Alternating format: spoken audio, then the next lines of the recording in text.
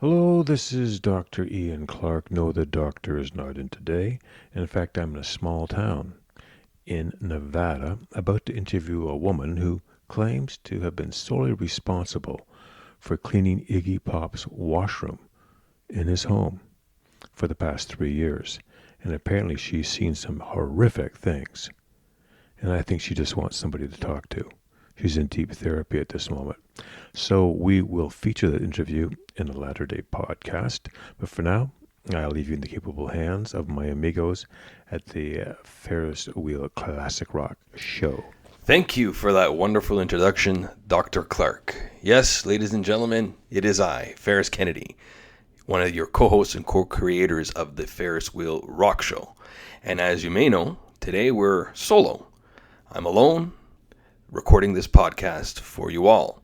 Dr. Ian Clark is in a small town in Nevada, overlooking the skylines of the beautiful Las Vegas.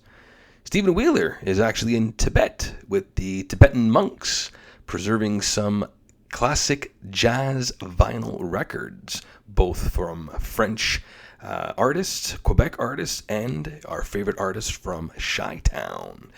And for me, well, I'm here in Aberdeen, Washington, which is a small logging town about 100 miles away from Seattle. I'm at the Westport Winery Garden Resort, and I'm fortunate enough to be recording this podcast here. The Roberts family, who owns this resort, were nice enough to let me use it here, and I want to give them a big shout out because they were honored in Seattle's business magazine Community Involvement, and they received that award in 2018. So courtesy of them, they're fortunate enough to let me in here, be recognized in the community, and they let me use the winery to record. And just so you know, they are voted as one of the top 20 wineries in North America, so you can never go wrong. Of course, while in Aberdeen, I could not resist and take a walk in the wonderful Kurt Cobain Memorial Park and be inspired to talk about my favorite band, Nirvana. As all of you know, that this is my favorite band, and obviously the Kurt Cobain Memorial Park is a must for anyone who grew up in the 90s and loved Cobain and Nirvana, and if you appreciate the grunge movement, this is where to be. There was a quote that was said by Kurt Cobain, and he clearly stated, "If it's illegal to rock and roll, throw my ass in jail." Kurt Cobain. Now, in my opinion, and I will argue this with anyone, I place Nirvana in the same category as the Beatles and AC/DC during the Bon Scott era. Why, you ask? When you're able to accomplish greatness in such a small time frame and to be recognized and inducted in the Hall of Fame, who could argue with you? The Beatles, they were a freak of nature, no doubt about it, and they were active from 1962 to 1970 and released 20 studio albums and did 978 concert performances. AC/DC Bon Scott era, they were active from 73 to 80. They released 8 studio albums during that time frame, and with Bon Scott did 880 concert performances. Who actually, in turn, he was their chauffeur before they even started making more and more performances. And they're still going on strong with Brian Johnson, who has under his belt 1,274 concert performances to this date. Bring in Nirvana. They were active from 87 to 94, and they released 5 studio albums and 285 performances. So I like to title this podcast, Aberdeen, the Sound of Teen Spirit. So Teen Spirit rescued rock and roll. The music was in sad shape entering the 90s. Pop charts were inflated with fabricated bands to market a growing audience where our parents were funding every minute of it. The sound of these fabricated bands were carryover from the 80s, and it just wasn't the same.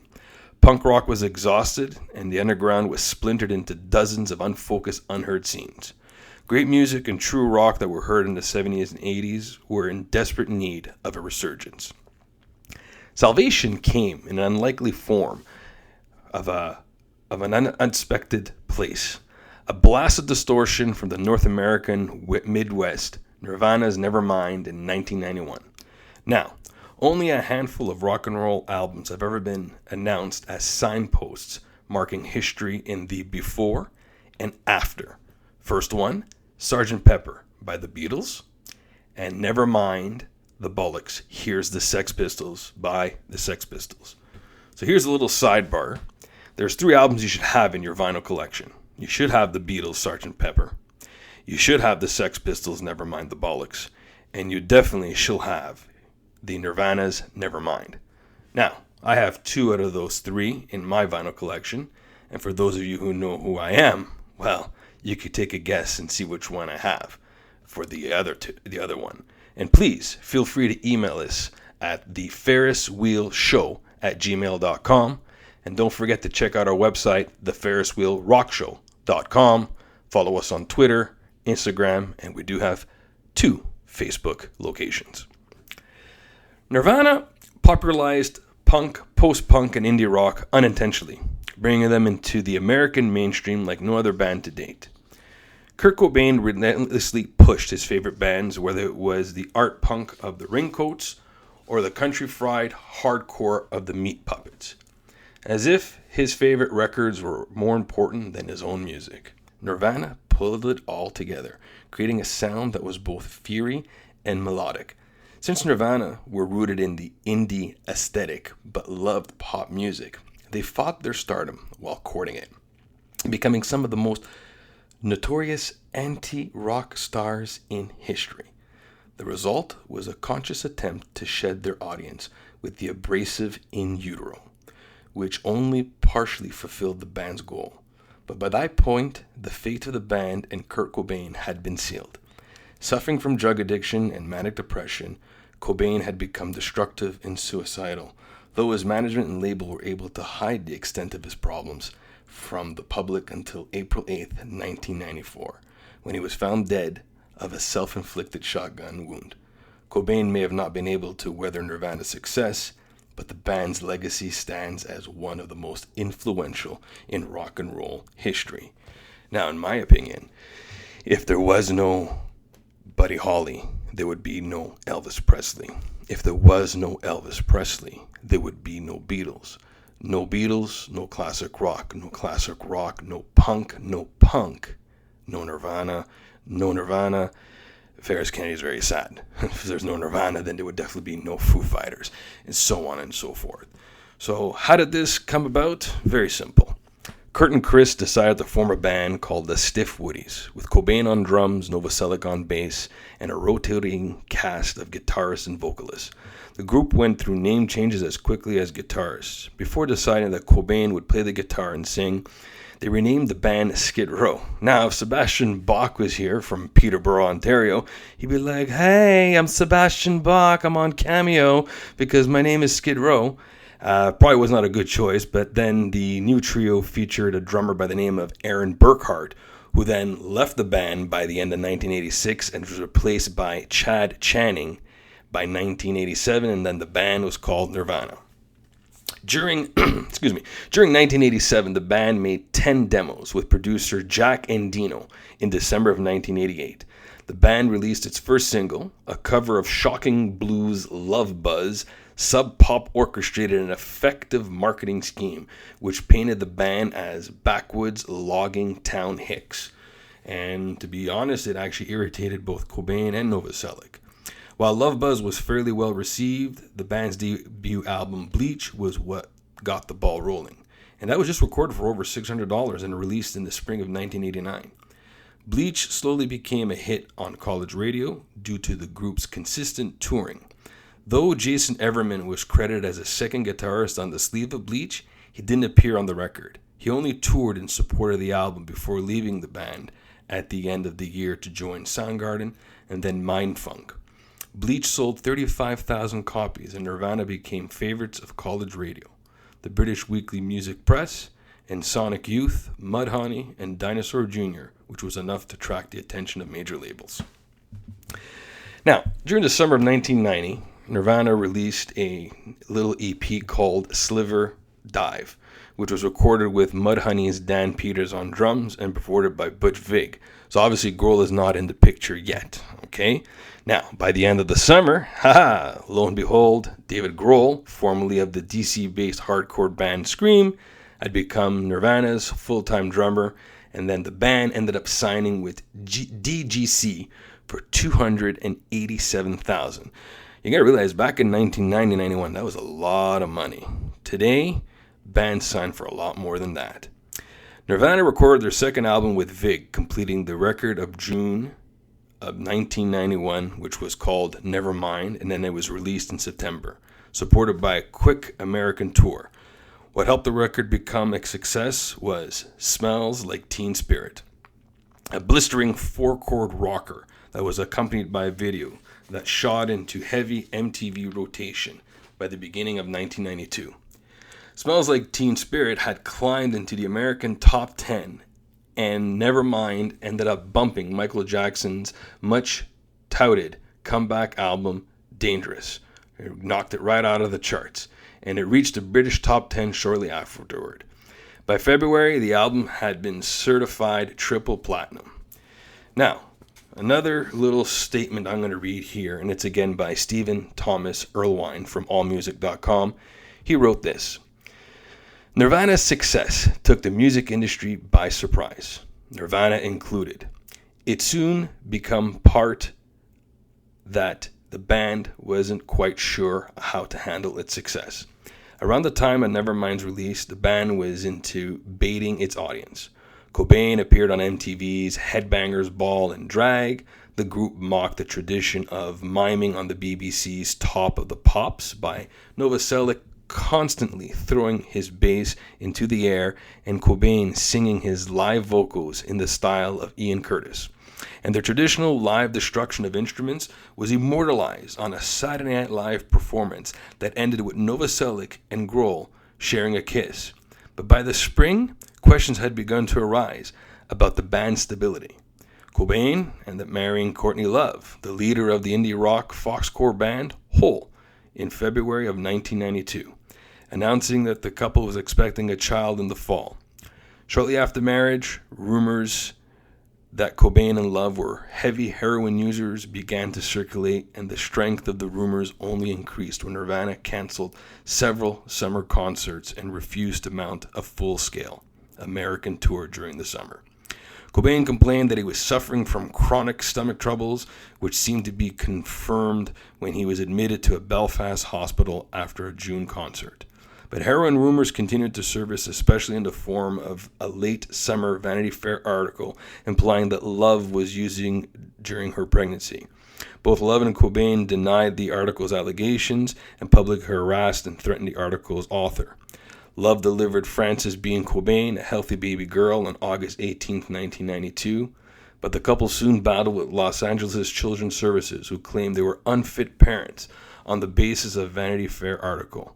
The couple was granted custody of the child by the beginning of 1993. And that is one sad, epic event to go through, especially given the reputation of both parents that they had this addiction. And in reality, I think Vanity Fair, they were totally in the wrong, because the last thing you want to do is deny a child both parents. And to me, is a little bit of missing information regarding this statement that Vanity Fair is saying, so I'm going to just let that one go and move on to the next statement. DGC released the Odds and Ends compilation Incesticide in late 1992. This is because obviously Cobain was not feeling 100%. He still had to rehab a little bit before they could start going on tour. And they released this little album, which actually reached number 39 in the US and number 14 in UK. As Nirvana prepared to make their third album, they released Oh, The Guilt, as a split single with the Jesus Lizard on Touch and Go, and choosing Steve Albini from the Pixies to produce this album. And then in 1993, they released In Utero. So In Utero was released in September of 1993 to positive reviews and strong initial sales, debuting at the top of the US and UK charts.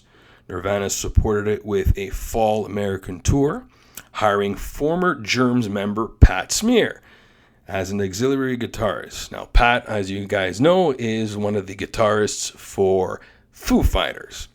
While the album and the tour were both successful, sales weren't quite as strong as expected, with several shows not selling out until the week of the concert. As a result, the group agreed to play MTV's Acoustic Unplugged show at the end of the year, and the sales of In Utero picked up after its December airing. Cobain returned to Seattle within a week of his hospitalization, and his mental illness began to grow. On March 18th, the police had to again talk the singer out of suicide after he locked himself in a room, threatening to kill himself. Love and Nirvana's management organized an intervention program that resulted in Cobain's admission to the Exodus Recovery Center in LA on March 30th. But he escaped from the clinic on April 1st, returned to Seattle. His mother filed a missing persons report on April 4th. The following day, Cobain shot himself in the head at his Seattle home. His body wasn't discovered until April 8th, when an electrician contracted to install an alarm system at the Cobain house stumbled upon the body. After his death, Kurt Cobain was quickly anointed as a spokesperson for Generation X, as well as a symbol of its tortured angst. By the end of 1994, Novoselic and Grohl, they were planning to release a double-disc live album, but sorting through the tapes proved to be too painful, so MTV Unplugged in New York appeared in its place. The album debuted at the top of the British and American charts as a home video comprised of live performances and interviews from the band's Nevermind era, titled Live Tonight, Sold Out, was issued at the same time. In 2014, Nirvana was inducted into the Rock and Roll Hall of Fame by REM's Michael Stipe. Cobain's place in the induction performance was taken by several vocalists, including Joan Jett and Kim Gordon. Now, when you have Joan Jett filling in some of your recording for you, that's an honor. And it's a shame that Kurt Cobain ended his life so early. Because in my humble opinion, I strongly believe that if Kurt would still be alive today, Nirvana would have still carried on. And I still believe that Foo Fighters still would have been a band, because I believe that Grohl still would have done both. That's just my opinion, and I'm also speaking from the heart because it is something that is very passionate to me, especially when it comes to music. Obviously, for those of you that know me and have heard numerous shows, numerous of our podcasts, sometimes I could be biased, but I'm speaking from the heart when I say that David Grohl is one of the best drummers in the world. He is in my top 10, and he's always going to be number one on the list, no matter what. People could argue and say, well, there's others out there that were there before him. True, and he may have learned from them, but he also did his own approach and his own style on it. So for me, David Grohl is the key element of Nirvana when it comes to the rhythm portion of the backbeat. Nirvana as a trio has always been something perfect to me. You had Kurt with his songwriting abilities, with his guitar skills, and the way he would just go on stage and perform. Chris Novoselic to me was a stable backbone of the band, providing amazing bass beats. And in the background, David Grohl, the way he would just hammer those skins and pound them out, sound after sound. And he had the long hair flying with the baseball cap turned backwards. How can you not appreciate that? So there's a few little timeline lists I'm going to read off to you. And we'll just go like this. 1985, Kurt meets Chris. History itself, they make a band called Stiff Woodies. Let's fast forward to December 1987. Nirvana was formed in Aberdeen, Washington. January 23rd, 1988, Nirvana records a 10-song demo with the godfather of grunge, legendary Seattle producer Jack Endino. How do you like that one?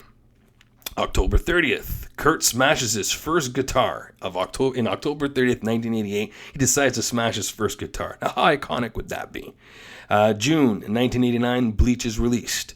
September 25th, 1990, Dave Grohl joins the band. October 1990, Nirvana briefly tours England with L7. If all you guys remember L7? Yeah, where they been these days? Who knows? Winter of 1991, Nirvana signs with DGC Records. August 1991, Nirvana opens for Sonic Youth on a European festival tour, which includes a landmark performance at the Reading Festival. The tour is documented in the film 1991, The Year Punk Broke. September 24th, 1991, Nirvana's Nevermind is released. October 12th, 1991, Nirvana Nevermind is certified gold album. Again, 1991, the band starts a 6-week European tour as Nirvana Mania sweeps the United States. MTV airs Smells Like Teen Spirit. Video Constantly. The song is hailed as an anthem for a generation, and I'm proud to say that it is my generation. Let's see, what else could I tell you guys? All right, January 11th, 1982, Nevermind hits number 1 on the Billboard 200 album chart. February of 1992, Nirvana tours Australia, Japan, and Hawaii. April of 1992, Nirvana appears on the cover of Rolling Stone magazine. July of 1992, Nirvana tours Europe. December 15th of 1992, a collection of B-sides and rarities is released, and it's called Incesticide. April 9th, 1993, Nirvana plays a concert at San Francisco's Cow Palace to raise awareness of and generate aid for rape survivors in Bosnia. L7, The Breeders, and Disposable Heroes of Hypocrisy are also on the bill. September 21st, 1993, In Utero is released. On October 18th, 1993, Nirvana starts a 3-month tour of North America. November 19th, 1993, Nirvana tapes an all-acoustic show for MTV Unplugged at Sony Studios in New York City. Chris and Kurt Kirkwood of the Meat Puppets sit in on a 3 Meat Puppet song set. December 16th, 1993, the MTV airs Nirvana's Unplugged show. January 7th, 1994, Nirvana plays the Seattle Arena. It will be the band's last U.S. show. And then February 6th, 1994, Nirvana embarks on a tour of Europe. For those of you that want to know which studio albums Nirvana has, but for those Nirvana enthusiasts, you know that the albums are Bleach, Nevermind, Incesticide, In Utero, and the only live album that I know of is the MTV Unplugged that is considered a studio album. There are other albums which, Live Out Loudly, and then there's the Paramount. Those are fantastic double vinyls, and if you have a chance to collect them, by all means, please do. You could look at your local vinyl shops.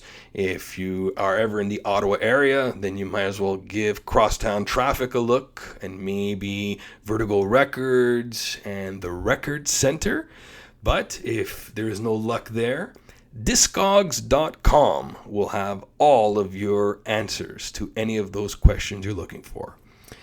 So this is my piece on Nirvana, and I just want to say thank you to all those listeners out there that are listening, and for those of you that love Nirvana and want to provide more information on things that I may have missed, feel free to email me and the Ferris Wheel Rock Show team at theferriswheelshow@gmail.com.